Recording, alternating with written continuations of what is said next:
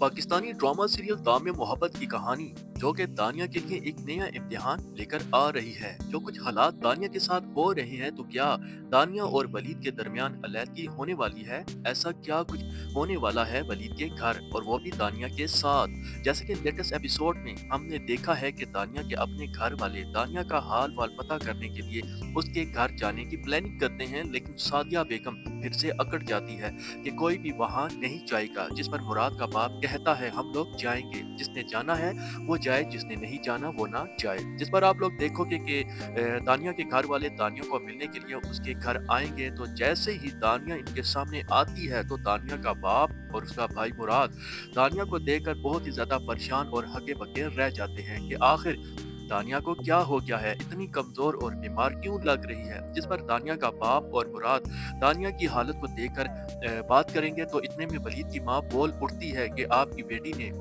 हमारे घर को कब्रिस्तान ही बना दिया है। और इस बात का जवाब दानिया का बाप देता है कि हमने अपनी बेटियां घर को बसाने के लिए भेजी हैं, ना कि कब्रिस्तान। अब इस बात को लेकर मुराद को बहुत ही ज्यादा गुस्सा आ जाएगा और वलीद को बाहर ले जाकर कहता है कि हमने तुम्हें पहले ही बता दिया था कि दानिया बहुत ही ज्यादा मासूम और डरपोक है, वो तो अपने हक के लिए भी नहीं लड़ सकती, और जो कुछ तुम्हारे घर में हो रहा है वो उसके लिए क्या लड़ेगी। अब वलीद जो है वो खामोशी के साथ इन सब की बातों को सुनता रहेगा। उसे ये समझ नहीं आ रही होगी कि मैं क्या करूं, लेकिन जो वलीद की माँ है ये किसी को बोलने भी नहीं देगी और कहेगी अगर आपको लगता है कि हम आपकी बेटी का ख्याल नहीं रखते, तो बेशक आप अपनी बेटी को अपने साथ ले जा सकते हैं। क्योंकि वलीद की माँ ने एक बहुत ही बड़ा राज अपने तमाम घर वालों से छुपाया हुआ है कि दानिया प्रेग्नेंट है। इसके अलावा आप लोग ये भी देखोगे कि रमला दानिया के पास आएगी और उसे कहेगी कि अगर इस घर में तुम्हारी कोई कदर नहीं है तो तुम्हें यहाँ नहीं रहना चाहिए, तुम उठो तैयार हो जाओ और हमारे साथ हमारे घर चलो।